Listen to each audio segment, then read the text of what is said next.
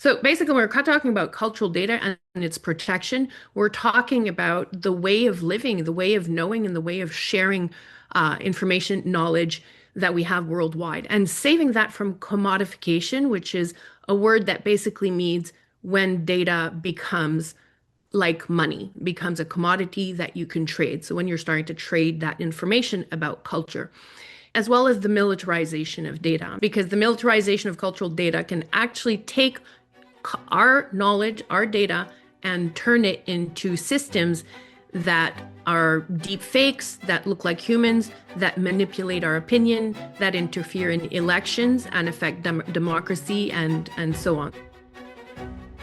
When we talk about digital divides, I worry that the gap between people using it as an answer engine versus using it to help provide you with better thinking, that's going to be the problem. We need to understand always what the funding model is and what is the political system behind any tool that our kids are using. AI is not some machine god somewhere up in the sky. It's a physical building on someone else's land, drinking up someone's water. You can make a robot to sort of be anthropomorphically credible. People, when they have a conversation with it, they think there's a human mind behind it. What if virtual reality can be our training platform where we can interact with others without actually hurting them? And we're now at this next sort of inflection point where perhaps the systems that we're trying to produce are going to take over the decision to commission violence in the first place. It's not a technology problem, it's a leadership problem right now. It's one thing to overcome death for human beings, but we're dealing with an age of AI where maybe it won't even be human beings that conquer death. It'll be sort of like AI that takes over the world. What kind of society do we want AI to help us build? Because if we don't answer that intentionally, these other forces are going to answer it for us. Welcome to a new season of Purposeful Empathy, a show dedicated to amplifying the voices of people from across the globe who understand the world needs more empathy and are doing something about it. This season, we're exploring empathy in the era of AI. Together with my expert guests, we dive into armed conflict, ed tech, neocolonialism, transhumanism, online abuse, the future of work, and so much more. You don't want to miss a single episode, so hit that subscribe button now. And if you like what you hear, post a comment and share the show. Hi, there's a lot of noise about AI right now. Predictions and promises and warnings, and it's really hard to make sense of it all. I've spent the past 15 years studying empathy, and what I want to know is how AI will impact how we treat one another. So I decided to speak with a variety of AI experts, and the result is this 25-part series exploring how artificial intelligence will reshape our society and our relationships. There is a ton at stake, so I hope you'll join me on this learning journey. Today my guest is Valentine Goddard, founder of the AI Impact Alliance, a decentralized network of experts working together to ensure that AI is built with communities, not just for them. In this conversation, we explore how AI is reshaping culture and civic life and why we need democratic AI governance. We talk about the hidden political and economic forces shaping the AI revolution and the work being done at the international level by UNESCO and its collaborators to ensure inclusive, human rights-based AI governance. And of course, the role empathy plays in all of this. If you want to understand who governs AI, whose values are being embedded into these systems, and what it means for all of us, you don't want to miss this show. So, Valentine, I'm really, truly excited to have this conversation with you because you are one of the people that I know in real life that was way ahead of the curve on this. Like we've been talking about AI and it's just become bigger and bigger and bigger in the world's, discourse. But you saw the writing on the wall like 10 years ago and we're acting on it. And I've come to the place now where I feel like I've studied empathy. I care about empathy on a human relationship basis. I care about it within organizations. I care about it in terms of how at scale, how important empathy is in terms of how we manage the world. And because AI is now such a big part of how we live our lives and will continue to live our lives, I'm like, oh, I wonder what impact it's going to have on our capacity for empathy. And so really the backstory for me on these conversations that I'm having with AI experts from a lot of different disciplines is to really kind of help me figure stuff out. And I'm thinking that as people are listening and to our conversation, they're also going to be figuring out how they want to participate, because I think we need to have more voices in the conversation. So thank you for making the time. My pleasure. Thanks for having me. Before we get into the meat and potatoes of the conversation, I would love for people, besides the bio, to know a little bit about you. So, what's your backstory? Oh my, do you want the long story, the short story? Yeah. Let's go with I had to write a letter of motivation recently for a position, and I just recently had a concussion, and a friend had to scoop in and help me, and she kind of tied things in together that I thought was moving to me. So I have no idea if it will touch on some people's lived experiences, but I grew up on welfare, which is in Canada probably the lowest level of income before being on the streets. And in a very poor area, a coastal seaside, northern seaside area. And I started there. When I graduated university, I got a note from the welfare office saying, "You're the first welfare kid to graduate university." And so I did a degree in sociology and theater first because I wanted to use the arts to engage with other people on what would be human rights issues. When I finished that, the director of the department at Ottawa U said, "You're really going to be making $4,000 a year, so I don't know if you really want to be doing theater."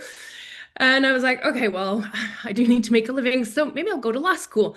So I did go to law school. I went to UQAM in Montreal, and I ended up for the rest of my career, atypical career. I spent 5 years in Japan. I was the first gaijin, so the first non-Japanese to teach in a law faculty there on comparative law. But overall, the rest of my career was always around that interplay between the arts as an engagement tool and human rights. So that's the background story to how I got interested in AI, because it was clear to me in 2017 when I was doing 2016, I was doing research on that interplay and the role of art in social technical mediation and human rights. And then 2017, there were like millions of funding that was going into AI. And when I called, I went to this conference, I was all excited, and they said, call this number, the government. I was like, okay. And then I called and they said, we're really confused too. All we know is that nonprofits are going to get nothing of this money. I was like, well, nonprofits are community organizations. Nonprofit are civil society organizations. Nonprofits are organizations who work in human rights, in environmental protection, in advocacy, in education, in literacy. If none of those organizations are going to get funding in AI, I don't think AI is going to be having a very positive social impact, because we can't ask industry alone to make the right decisions about the use of AI in society. So I founded AI Impact Alliance, which is a nonprofit organization with a membership model to better serve civil society organizations in their capacity, both to understand AI and take part in conversations around AI ethical frameworks and now policy, and now emerging laws around AI. And the arts was never forgotten. The arts were put right from the start. I would invite artists at the conference that I founded, also self-funded, but that one too. But AI and the Social Mission was really, I think, one of the first worldwide conferences on the social impact of AI, very specifically. And one of the rare conferences to have over 50% participants being women, 35% being social entrepreneurs, nonprofit, CSOs, civil society organizations, and so on. So I would invite artists and technologists and jurists and sociologists and historians to be on panels together to discuss the social impact of AI, and then move on to what kind of policy discussions we wanted to have. So we really had a policy innovation space that was inclusive, representative, free of lobbying. And that lasted for 5 years. So I think that's kind of like sums up, the background of founding the nonprofit organization, AI Impact Alliance, and then the conference, AI and a Social Mission, that I held for 5 years.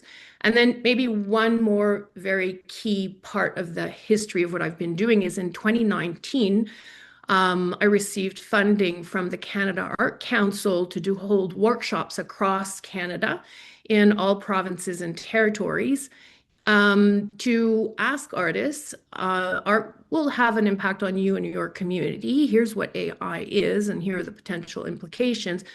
What impact do you want to have on AI? And then mapping that out across Canada in a very qualitative kind of way, more artistic way, but also documenting the policy conversations and that the artists were having. Were they more interested in AI from an entrepreneurial point of view, or were they more interested in, I want to be part of the governance? And that report that I wrote, trying to tie in my research, their comments, led to United Nations report underscoring the role of art in AI governance. So that's, and then, then we can talk about after what DALL-E Midjourney popped in 2022 and how that made the phone go red. But that was really the grounding work between 2017 and 2019. Okay, so let's circle back to the 2017, because I'm thinking, these days, anybody who's kind of skeptical about what's going on is that there's, just a handful of men in Silicon Valley that control, AI, and it's showing up everywhere, and it's going to have massive implications for job loss and all sorts of things that are going to wreak havoc on society. So you were already kind of maybe you couldn't see all of that back then, but you were paying attention that we need to be thinking about this, right? So I love the fact that you founded the AI Impact Alliance. I know that it's a gathering of international experts. It's a network of experts to help other organizations develop frameworks for responsible digital transformation. Okay, so I get that. I wonder, to make it really real and concrete, could you maybe name like a case study of how it has served, what maybe a policy win, or and then I'll ask, like, well, what's the alliance right now kind of paying attention to? Because I'm curious to see the new writing on the wall. Well, I can just like maybe detail a bit more the result of the Art Impact AI workshops, because that was engagement from grassroots level, talking with artists in Northern Canada, Eastern, Western Canada, hundreds of artists with, they were leading the policy work. I was following their voices to draft that report, the Art Impact AI Observations and Recommendations report that was submitted to the United Nations. United Nations publishes policy briefs and policy recommendations.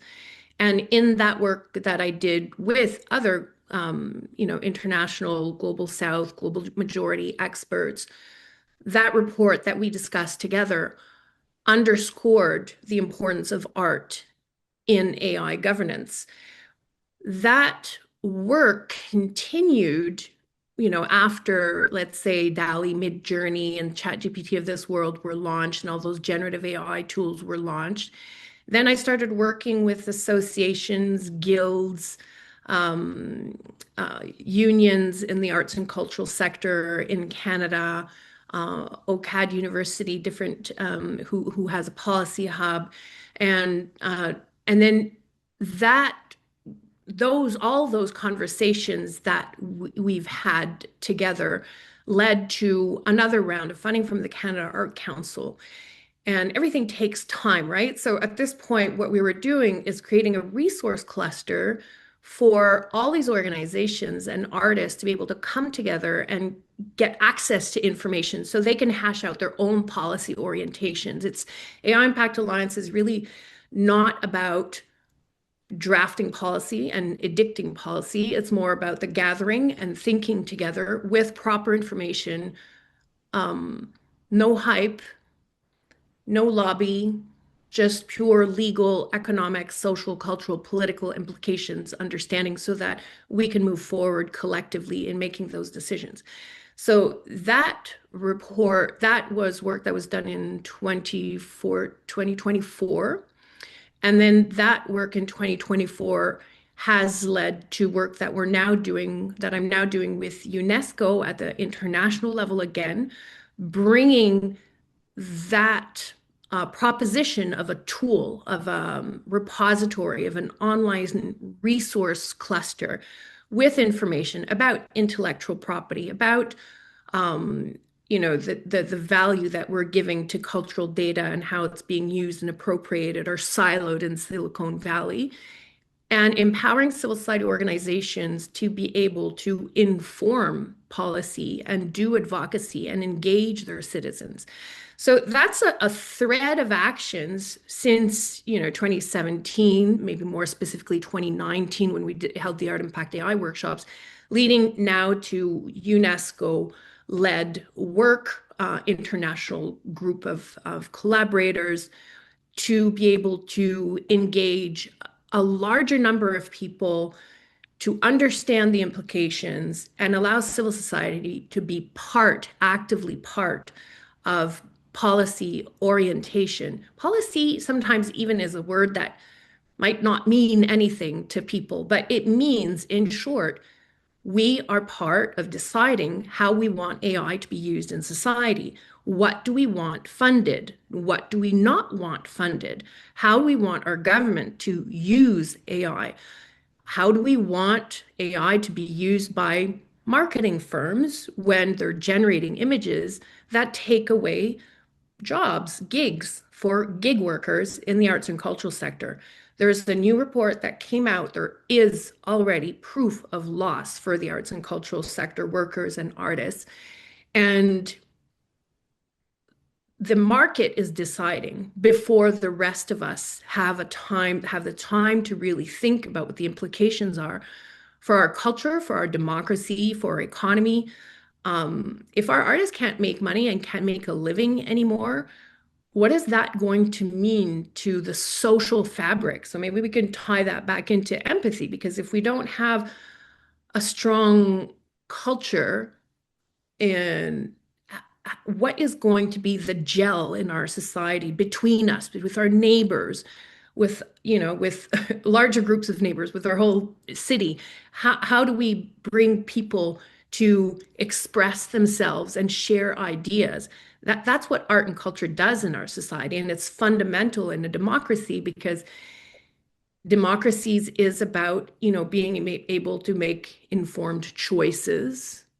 And I think informed choices come by being able to talk with our neighbors and colleagues. And if we lose that capacity, then we lose the capacity to be able to inform that broader umbrella of policy. So obviously that's a concern, and I'm going to ask a question later, I promise, about what keeps you really up at night. But just want to quickly, since we talked about the conference to the summit, AI on a Social Mission, you said you hosted it for 5 years, which was really about, ethical and human-centric AI. I remember revisiting the website just to see that. Can we chat for a minute about what is human-centric AI? What's at risk when AI isn't ethical or human-centric? I'd love to just unpack that a little bit, and that maybe, and if you need reminding, I'll ask you again. I wonder if there's anything that is still in your memory from those conferences of an idea that has kind of informed, yeah, we got to pay attention to that. I think that I find in general the terms human-centric and ethical AI to be very washed out in 2026. I like to bring ethics back to, it's not a quote, actually, it's more a quote that I kind of shaped but inspired by Amartya Sen. Amartya Sen is a Nobel Prize um, winner. I'm sure you know who Amartya Sen is, but I'm saying it for the listeners because I often get asked about, philosophers that are worth reading. And for me, he was a philosopher, but he won the Nobel Prize in economy. And he was talking more generally in his book about the idea of justice on any new technology, the amount of benefit of any new technology will depend on the political system and the economic system it is being deployed in. Or by economic system, he was more specific and he was talking about the investment models in which it is deployed in. Well, in Canada and in the States and a huge part of the world, we live in a capitalist system, and that's fine. But we have to be aware of the investment systems and how they impact for example, the absolute zero still to this day funding of civil society organizations in AI, both in their capacity to adopt it, therefore to own their own data, manage their own data, give value to their data, design algorithms, AI systems for benefits that for something that, maybe that goes to my definition of what an ethical and human-centric AI would be, which is from the start, can we allow the organizations, a huge sector in society, to be able to have more um, decision power on how we want to use AI. AI is just machine learning. It's basically just data, it's information that we choose or don't choose to capture, to own, to prepare. And then it's the design of an algorithm that will have a certain impact or decision-making impact on society. And I think, that's the economic system. So the funding policies is extremely important in what will be human-centric or ethical. And then it's, the political system. Well, we're lucky we're still in a democracy. We're seeing how democracy is being shaken up to the bones by Trump, Trump government in the States right now. I think Canadians are now maybe a bit more aware of, well, let's not take democracy for granted and let's look at what the impact of AI is on democracy. And that's where the democratic governance of artificial intelligence is so important, and the involvement of civil society organizations is so important. And the role of the arts and culture within a democratic society, within civil society organizations, their role in terms of engaging citizens, helping citizens understand, helping us make more democratic choices on AI is so important.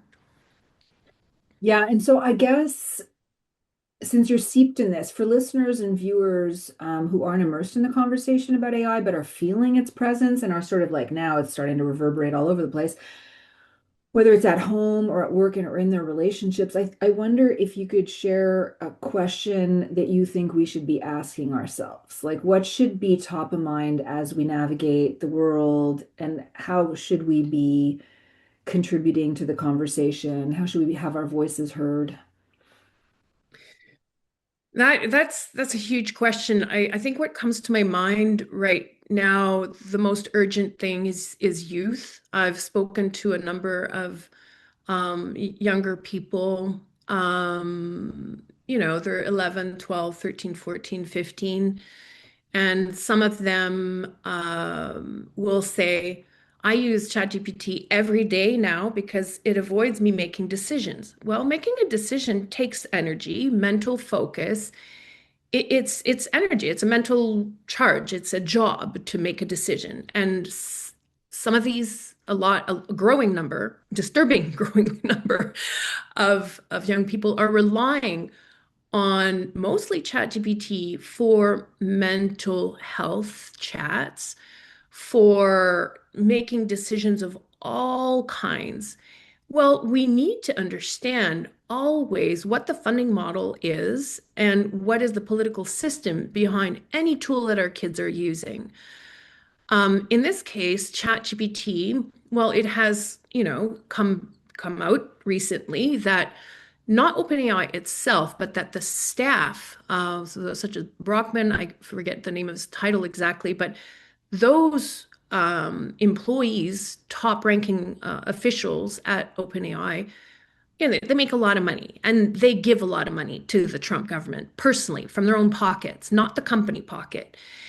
And Trump recently not only gave $200 million to OpenAI to explore military uses of the data that we give it. So if we're generating a caricature, a little starter kit, a little image, and we think that we're not contributing to, the development of tools of lethal, weapons, well, we're wrong because they use those conversations for political manipulation of populations, facial recognition systems that are integrated into lethal autonomous weapons, and so on. So that exploration is being done with that data that our kids are just consulting every day.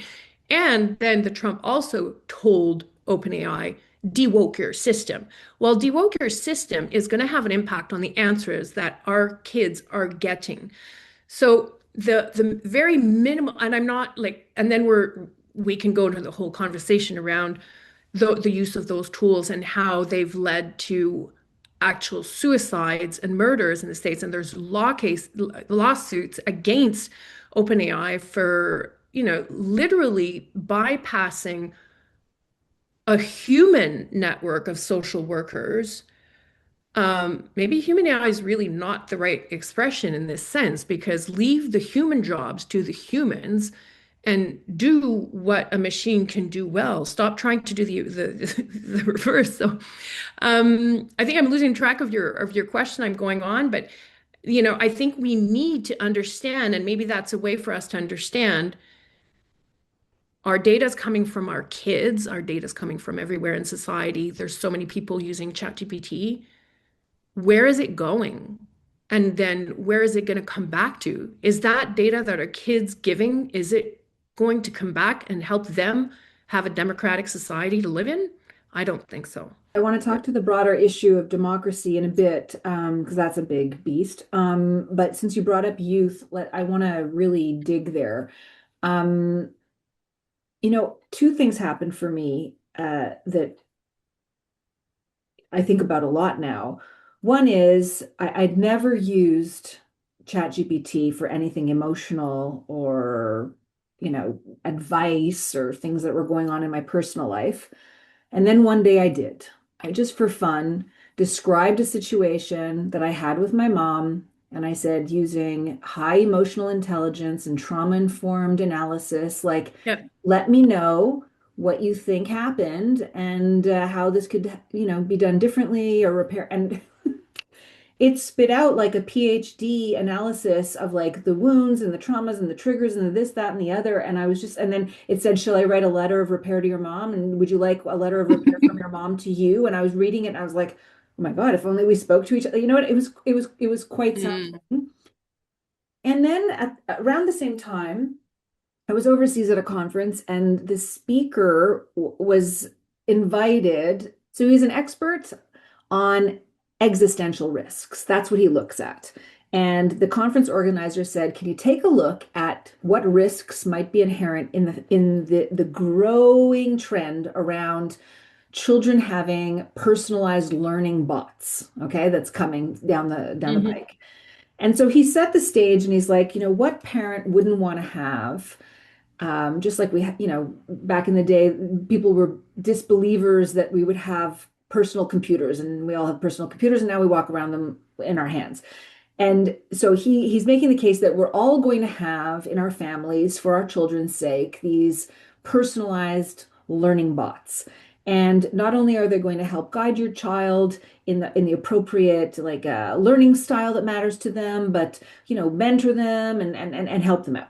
So he was saying, of course, every family is going to want that for their child so that they're successful at school and that they're keeping up with the Joneses at minimum, right? But then he kind of like extrapolated out. He's like, look, social media, if let's say we call that the algorithm of like 1.0, has stolen their time, right? They're addicted to 5, 6 hours a day. It's having an impact on their mental health. What's going to happen when these AI bots are in their lives after a period of time? And his argument is that because children are going to be able to go to their computer and ask any question about anything, an argument at school, menstruation, I'm having, sexual identity, anything. They don't have to worry about shame. They don't have to worry about, being judged. They don't have to worry about getting into trouble. He was just making the case that children are going to turn to these machines and that there will be a disconnection between the child and parent that has never been seen before. And I walked away. It was such a powerful case. And of course, I'm only the rapid fire version of it, but I left breathless. I wonder, how does that sound to you? Well, first of all, will they really be able to ask about menstruation? Because the government's going to take control of those systems. And again, it goes back to Amartya Sen's quote. The amount of benefit AI can bring to society will depend on the political system and economic system. So if the country, for example, I mean, China banned OpenAI, the use of OpenAI ChatGPT right from the start, because these large language models, these foundational models, do have political bias embedded in them.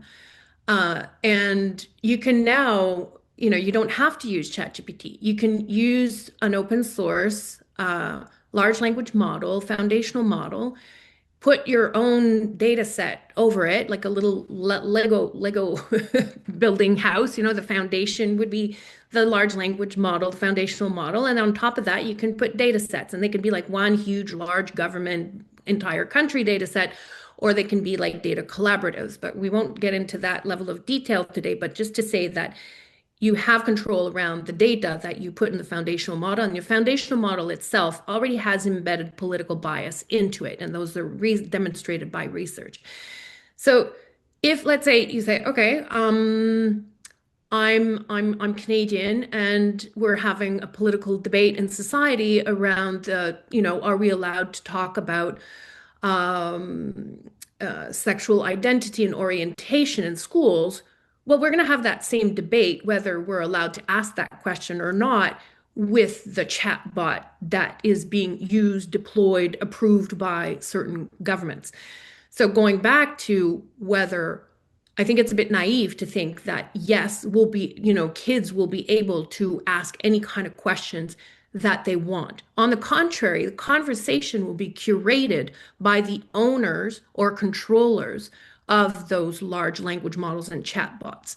So the disconnect between the parent and child, for me, is less of a concern than the control that the owners of these systems and the governments have over the owner of those systems, or vice versa. Some people tell me that American big tech is more powerful than Trump, and that when they decide to shut him up, they will. But we'll see that when it happens. For now, what we are observing internationally is that governments generally, or the developers of those systems, have control over what can be said or not said within in the curation. It's like a curation. It's like you decide what you put in a museum. Like, I'm going to put these kind of paintings. This kind of painting is allowed in the museum. I want to promote this painting. I don't want to promote this. We have the same kind of thing happening within the design and the making of a ChatGPT, for example. Which kind of speaks to a dystopian future that could soon emerge. Is that what keeps you up at night? I know that a lot of things that I talk about these days are quite dystopian, but I think I always like to re-anchor my work more around civic engagement and our capacity to affect the future, and our power of action. There's research that's been done in the field of art, and exhibits who wanted to have a positive impact on citizens belief and actual actions, let's say in terms of climate change, were exhibits that gave citizens not a dystopian perspective of the future, but on the contrary, gave citizens and people who went to that exhibit um, the belief that their small changes would have a big impact on change. So that's actually part of the work that I've been doing as an artist, because I wear a hat both as a lawyer and an artist.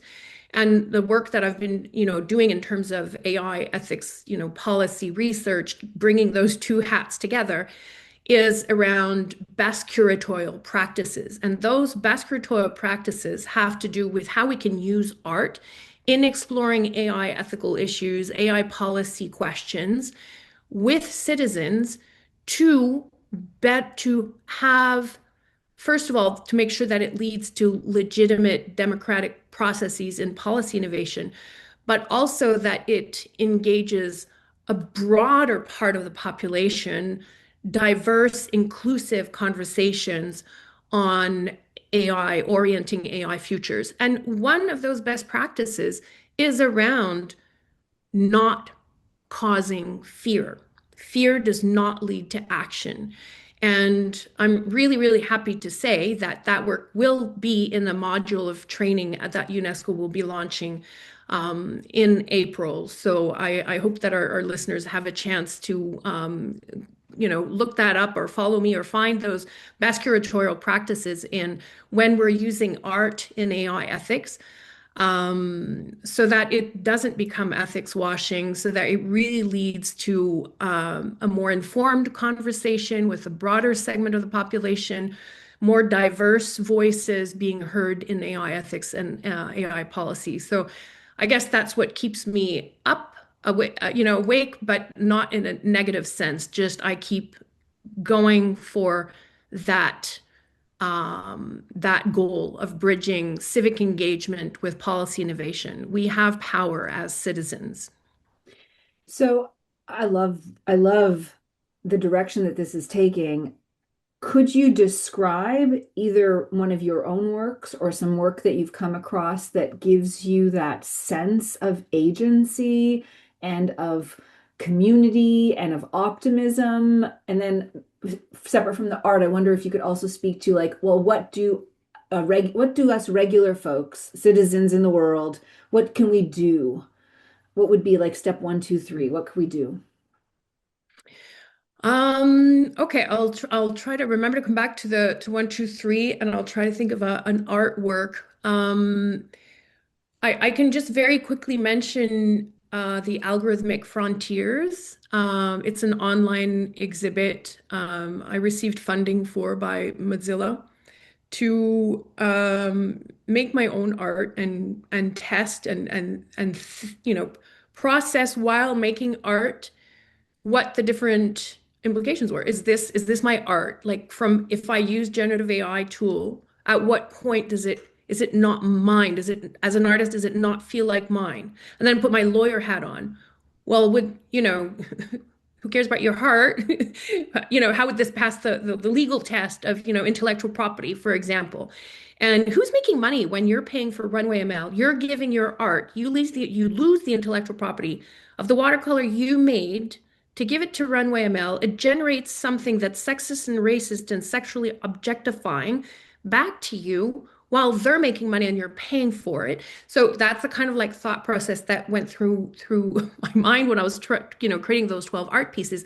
Also, if I didn't want to create an exhibit that was sexist, racist, and sexually objectifying, I had to curate a lot to be able to create 12 images that were engaging and then that project, it started during the pandemic, so a lot of it is online. But we had launched the pairai.art. It's a web-based app that asked women from all over the world to redefine what gender and beauty was to them. And so we mapped out those words. Everybody was asked to contribute 3 words per word and then 9 words per person. basically we got up to close to 10,000 words, if I remember correctly, and then mapped those words out. And that's on the exhibit. So anybody who is curious about that art-based exploration of AI ethics and policy implications can go to algorithmicfrontiers.com and look at the exhibits. You can read the curator's notes and the thoughts that are there. And you can look at the map, make your own art with the map, add your own words. And at the end, there's another use of, it's called POL.is. So Polis is developed in Taiwan to support policy innovation and get people's thoughts on different topics. And so that tool, when you go sign the gold book of that online exhibit, you go there as well. So that was an online effort to collectively contribute to redefining gender and beauty in AI systems. I also would like to maybe highlight other works that were done by two Montreal artists. Dominique Leclerc, she did a play that was played at the Théâtre du CEP, La vie, une vie intelligente. And she's been giving quite a few talks on it, and how she wanted to integrate some of her research on health data more specifically, and then engage people on AI policy orientations. And she found a way to make it very interactive with the public, asking questions, determining. So the play had to follow, each night's public, because every night, people would choose a different level of spiciness of conversation or so on. And then even at the, people would walk out, and in the room there would be like comment boxes. And so it was, it really generated positive conversation. And what I like about that is that, it was in person. I had the chance to be there, and you could sense the vibe of people in, that, huge theater coming out and wanting to talk about it. And I think that's important. I'm holding a small talk in a little independent bookstore tonight, and I have no idea who's going to come. And the first two people who are the most enthusiastic that I've heard of are AI researchers. I'm like, it's a bookstore. I thought we'd be getting writers or like, so I find that sometimes AI conversations attract AI enthusiasts. And I kind of hope to bring a broader group of the population to engage on these issues and be interested, because AI is not a technology. AI is going to have a huge, huge, huge social impact. And so, yeah, I guess that's it. And then the 1, 2, 3, I think the 1, 2, 3, maybe it's the same thing, when your aunt is, generating an image and a selfie of herself from the medieval era to Halloween costume to, try and help people think about who they're giving their photo to and what it'll be used for. We live in a digital economy. Our face is worth something. The emotions we put into a video on a TikTok video has a monetary and political value. So I think, yeah, I guess that the step number one is when we're using those tools to ask ourselves, why we're using them. And it's not to say that everything is bad. And I hear you about the conversation that, and the research that you did. Maybe that's a step number 2. Try different AI tools, because sometimes that'll help you understand where the bias is. I use Perplexity.ai more than I use ChatGPT, because I find the bias in ChatGPT is a lot more obvious than Perplexity AI, which doesn't have some of the functionalities. It's really not so much focused on, generating caricatures and, images of people, but more on being an efficient information retrieval system, which means it gets more research, better research to you faster. And so, yeah, it can be useful. And what I find interesting, and that's what I tell youth, I'm not going to tell a 13, 14-year-old stop using ChatGPT. They won't listen to me. But I'll tell them, please do use Perplexity AI just for the fun of it, just for a week, and see how the advice you're getting, the psychological advice, is different. And then if you can, try to use a different model. Go try Claude, go try another one. And then first of all, you'll notice most of them are American. And what what that difference is. So I think maybe that would be step number two. Use carefully. Don't put personal data in there. But it's, as I said, it's impossible to tell some people don't use it. So it's not don't use it. It's more like how are you going to use it well, and then do compare with other ones so that you can make an informed choice. I think just by that process, we learn a lot. Okay, so speaking back to the 13-year-olds that are growing up in the world, I watched a talk not too long ago by Esther Perel, who was warning about artificial intimacy. She's saying that AI can not only simulate closeness, it may actually even train us to prefer the intimacy without the complexity and emotional labor that human relationships have, right? So think about that. I think where I'm going to go with that is there's the recent research, recent, it was last year, 2025, that was done and funded by Microsoft, actually, who is major shareholder in OpenAI, which operates ChatGPT, and Carnegie Mellon University in the United States. And what it showed was the cognitive dependency. We become dependent on those tools, and we don't tend to question it. Or there's a certain type of person that will question them, and others just won't question them at all.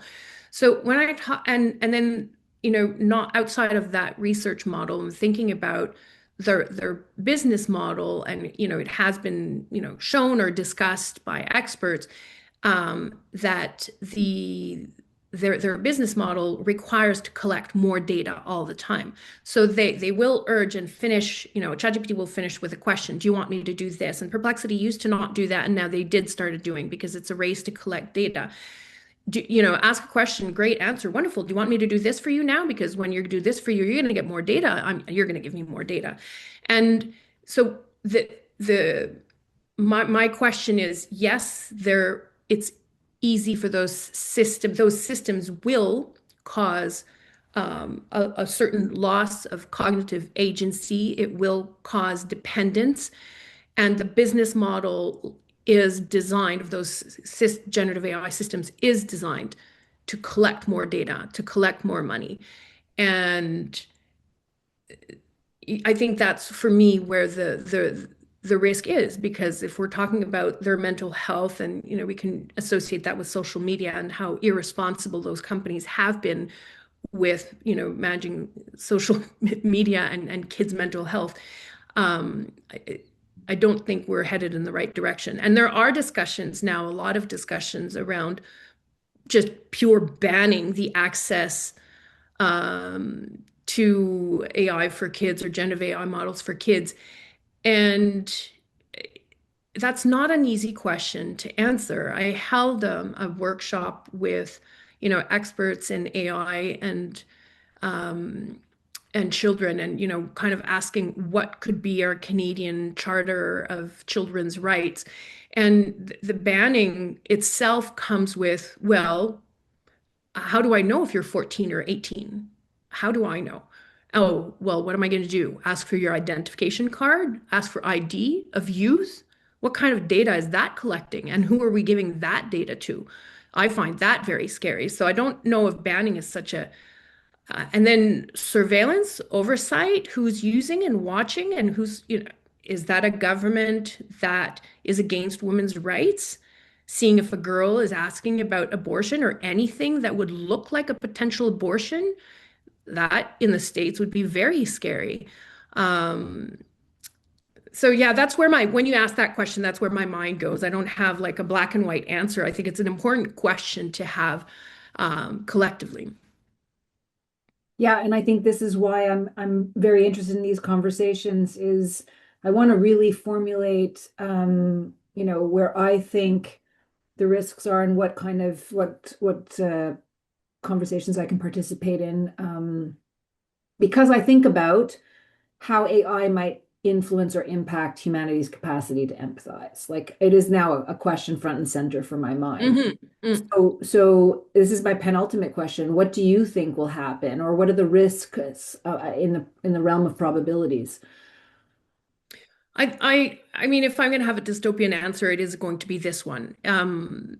Cognitive security is now a term. Cognitive security or cognitive agency is now one of the top concerns of top experts worldwide in AI governance. What If is it? cognitive agency or cognitive security. What does it mean? So it goes back to what I was talking about a little bit earlier. So the influence on our, even how we start formulating a question. So let's say I'm brainstorming with ChatGPT, and that's supposed to be one of the positive uses. When you're brainstorming, maybe your idea normally would have like gone further into one direction, but it won't. It won't, because you're going to be looped back to something else or suggested something else. It comes back to the influence that your friendship network normally would have, where you're in high school in your schoolyard and you have this little idea about wearing something weird, and then your friends go like, "Oh my God, that's so uncool," and then you don't do it. Well, it's a little bit the same thing, but while you're brainstorming ChatGPT on potentially really, really important questions. So from the start of the inception of your idea to the development of what information will be fed to you or wrong information will be fed to you. So for example, Kroc said that the Holocaust never happened. Grok is X's and ex-Twitter's system. So Grok data set has now been ingested into open. That's very, very recent information. I don't know where it's going to go, but apparently Grok's system has been integrated into OpenAI, ChatGPT's model, and is infecting it. There are reports that of national security importance that show foreign governments trying to flood fake information into these large language models, into like generative AI systems such as ChatGPT, but not only ChatGPT. So there's many different ways we can, not only the fact that ChatGPT, OpenAI itself, or other systems like Perplexity and Claude and Anthropic and so on, have their own political biases, but that political bias can also drastically change depending on which government you're going. And then that influence directly onto an individual, well, let's say we're trying to polarize or orient certain thinking. OpenAI, I think ChatGPT answered recently that Venezuela was not attacked. I mean, that's major fake news. So I think we're going from it's a complex question, but we're going from an individual in their living room using a generative AI conversation tool to think about certain things and decide to deepen their thoughts or research into a direction or not. And then everything that's happening above that is influencing what those systems give out as quality or non-quality information, combined with the geopolitical war, information war that we're in, where foreign governments are trying to divide population, because a divided population is easier to control. Divide and conquer, and these are information tools. So they're going to help us think or not in a certain direction or not. So I can't imagine that in that geopolitical context, in an information war, that that we're going to arrive very quickly and very easily anyway at that we're going to be able to steer away. Anyway, it is the question now, are we going to be able to maintain our cognitive agency, our freedom of thought in that context? And that is also part of the work that we're doing at UNESCO, because we're talking about AI, art, intellectual property, and culture, but the generation of art and culture is the same production pipeline as the production of knowledge and media. And we are talking about commodification of knowledge, militarization of knowledge, aka data. And in that, realm of critical issues that are at the heart of geopolitical conversations and very different needs between Canadian economy, global South economy, for example, around data. Um, it's not going to be easy, and I don't see it. I see it having a negative impact on our capacity to empathize with each other. And maybe that's where, I like to bring the conversation back down to something just we need to be able to accept our vulnerability with each other, and respect other people's vulnerability. I find that we're going to be split into these little subgroups and then smaller, smaller, smaller subgroups, tailored, data precision level, pocketed in little mini subgroups, split and separated by our capacity to interact with each other. And I think the solution is to be able to kind of like just really take a break and be human again. I guess for me, that's what human is. And that's my hope for the future of empathy in the age of AI, which is, which is why art humbling, very humbling as humans, I find.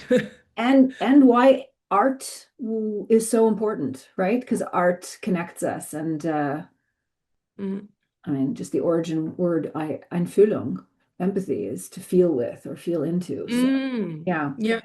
I have a final question. I know we're on time, but just this story is so salient for me, what you were just describing about how certain data sets might pull us in orientations that we're not even aware of.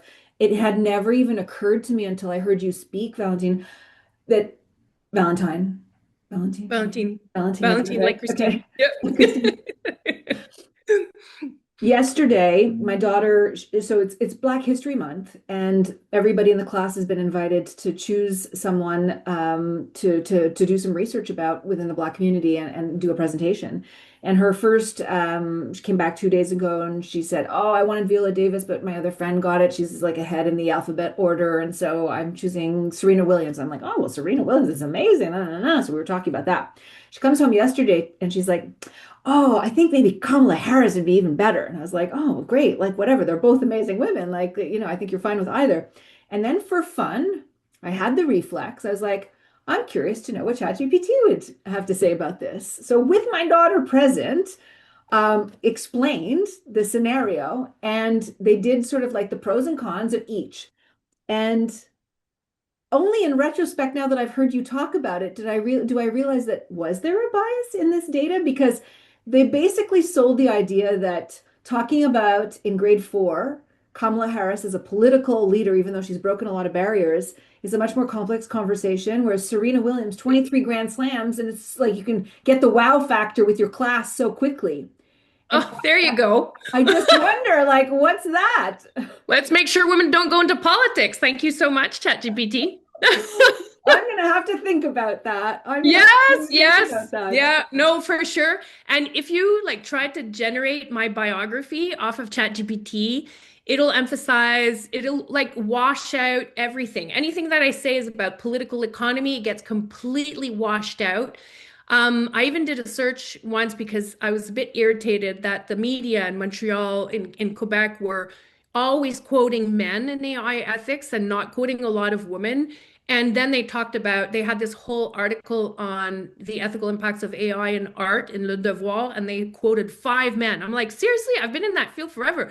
What, what's going on? So I'm like, okay, let me just ChatGPT this research just for the fun of it. And it came up with like people who work at Mila have nothing to do with AI and art. I'm like, how are you retrieving your information? And neither the humans that at Le Devoir nor the bots were doing a very good job at referring and giving names of women experts. And same thing if I want to do like Canadian experts in AI ethics, AI policy, I always get the same American ones, always.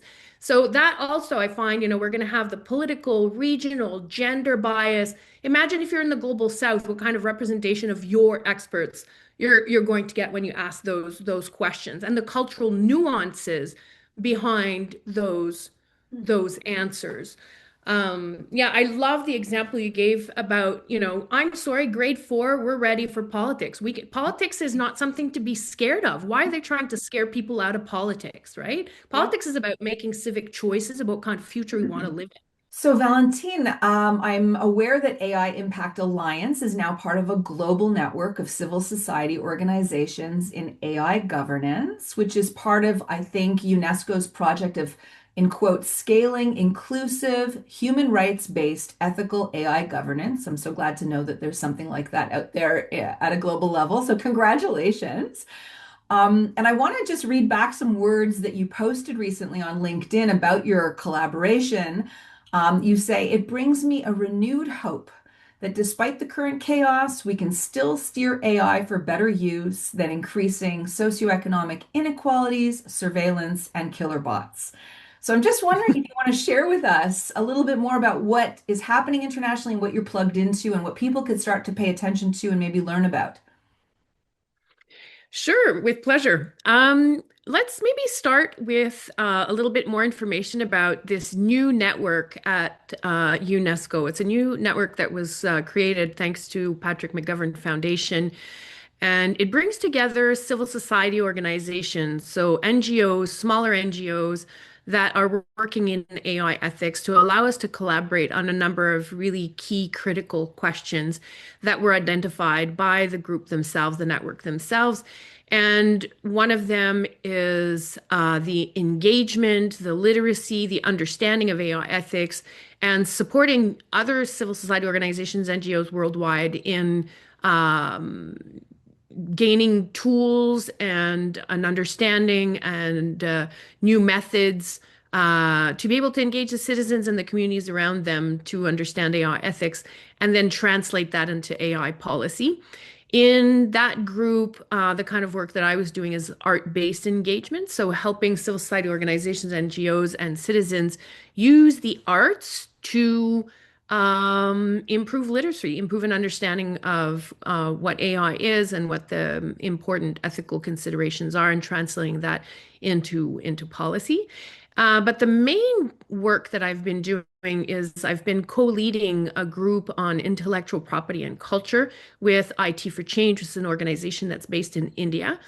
And I had the chance to go visit them relatively recently, a couple of months ago, for the AI Impact Summit. We met there for some UNESCO workshops, gathering organizations from the Global South mainly, and understanding their perspectives on intellectual property. And, I'm based in Canada, and the perspectives that I bring is mostly representing artists and cultural organizations and cultural workers' rights. And the position is generally to be protective of intellectual property as a mechanism to support and protect artists' economic rights. And I think it's important to underscore that the role of artists and cultural workers in democracies is as important as having independent media and independent journalists able to publish news, because artists have a critical approach to understanding information and translating that information. So the freedom of artists and their capacity to be able to think, research, and express themselves is extremely important. Therefore, they need to make a living to be able to do that. And that is the fundamental reason for which we were gathering, because that intellectual property is just one legal regime that can support and protect the rights, the economic rights of artists. What we were looking into is intellectual property can also be a legal regime that protects the data sets, that protects new algorithmic systems, and those can belong to big tech companies. But those data sets and those algorithms can also facilitate, if they're accessible to global south or emerging economies, can help them be part of digital economies. And therefore, there's a sort of an opposition between intellectual property, the same regime as protecting artists and cultural workers and their economic rights, but preventing the access to open source data and open source algorithmic systems that are pre-developed or accessible. And so that coming together of that conversation in India was really pivotal in our understanding and our capacity to collaborate, and how are we going to move forward as a group in the objectives that we have set together. This was a 6 month, the work will continue together, but this was a 6 month with set goals on policy recommendations, as well as the building of a repository, an online repository, where we can share information on this iterative and evolving conversation on intellectual property, so that it both supports artists and cultural workers, as well as not be a mechanism that is used by the industry to limit the access to the resources, which is data, for global South countries and economies and new economies, newcomers to the creative economy. So that was very interesting. And when I came back, the work that had to be done was doing a workshop with a number of experts worldwide, large representation from Indigenous organizations and support, to discuss what was also noticed in India as one of the key questions, critical questions, which is the sovereignty of cultural data, the access, the protection of cultural data, heritage data, art data. And these experts were coming together to share initiatives, as well as, very importantly, the key design factors moving forward in how would we build a repository. A repository can be anything. It can be a website, can be a Slack page, can be a chatbot. And what did we want to do, and how did we want to do it? Who is it supposed to be accessible to? Because when we're talking about cultural data, culture is defined as tribal herbal remedies in India. It can be Ayurveda medicine. Culture can go from yoga to painting to songs to songwriting. It can touch on financial data. One of the organizations, Maori organizations that came, explained that financial data is actually cultural data. So basically, when we're talking about cultural data and its protection, we're talking about the way of living, the way of knowing, and the way of sharing information, knowledge that we have worldwide, and saving that from commodification, which is a word that basically means when data becomes like money, becomes a commodity that you can trade. So when you're starting to trade that information about culture, and as well as the militarization of data, because that data is used to train military AI systems. So having a repository that protects the growing, the evolving mechanisms to protect the value of that data is at the center of a lot of countries' renegotiations around economic partnerships in digital economies. It's very central to all of that. So that report is out and it's available online. Maybe we can add a link to it. And it's been receiving amazing support, recognized as critical institutional innovation. We're very pleased, and the next phase we're going to be moving towards is the funding of that repository.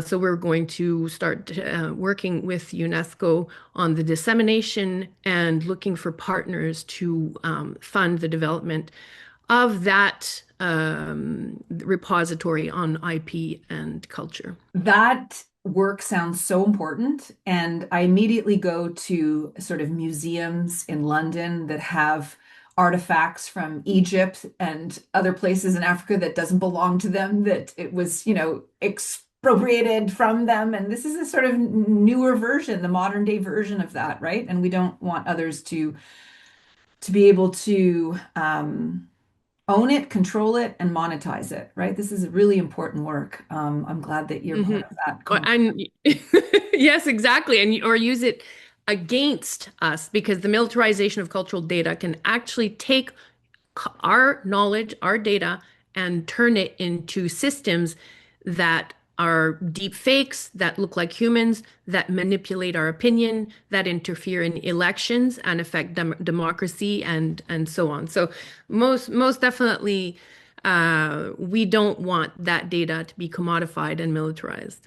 Yeah, because I never thought of it that way. If they understand how our culture functions, they can create narratives that can be quite misleading or polarizing on purpose to be disruptive. That is a fascinating new risk. Wow, this has been an incredibly far-reaching conversation. I'm so glad that you are part of the global discourse around this and have been for a long time. You were like a pioneer. You saw this 10 years ago and have been in this space. It's just amazing. Congratulations. My last Thank you. question for you, which I ask of all of my guests, is the same. And that is, can you think of a time in your life, Valentine, when you were on the receiving end of empathy and what that meant for you? I've had the chance and the I feel like saying honor, but is it really an honor when you receive empathy? The chance, I guess I'll say, to be on the receiving end of empathy a number of times. One of the most important times in my life when I was at the receiving end of empathy is when I moved to a different country, where I didn't know the language, I didn't know the culture, I didn't know how to do things properly. I would, hurt people's feelings without wanting to, or be inappropriate without wanting to. And basically, I'd moved to Japan, right? And I didn't speak the language. And I think in this day and age of polarization, it's a good example because I worked hard to learn the language and learn the culture and try to fit in while remaining who I was and stay myself, but still function within that new social system. But people were understanding, people were caring, people tried to help me learn the language. People, instead of judging and excluding me, would try to help me understand, okay, well, in Japan, we do things this way without forcing me or, making me, but it was a genuine caring of people to want me to be able to be happy as myself in a different culture. And maybe that is one of the most pivotal times because I learned a lot during those 5 years in Japan. And when I came back to Canada, as a young professional, I brought back that understanding of living in a different culture where you don't speak the language and you might forget to um, take off your slippers when you go into a living room or say things in a too direct way. So I think that was an experience that I brought with me for the rest of my life and I will continue to carry. Um, yeah, I think that's probably like the best example I can think of right now. Yeah. I love that that example allows us to see empathy as a lever for inclusion. Hmm. Just understanding that you were a newcomer to their context, they made allowances that afforded you the opportunity to learn without feeling shame or exclusion because you didn't understand the cultural norms. So once again, that's just a Hmm. great example of how important empathy is in our lives and why don't we all just lean into it a little bit more? So arigato gozaimashita for for the time we've spent together. And good luck with the ongoing work you do. We'll include lots of information in the show notes, including that report that you just mentioned that you authored and submitted recently. So thanks so much for spending an hour with me. Thank you very much, Anita. And we'll see everyone next week at Purposeful Empathy. Thanks for watching. If you enjoyed this conversation or found it illuminating, I hope you'll check out the other episodes from this series devoted to empathy in the age of AI. And if you know someone who would enjoy the show, I hope you'll pass it along. Before you go, please hit that subscribe button, and I'll see you next week.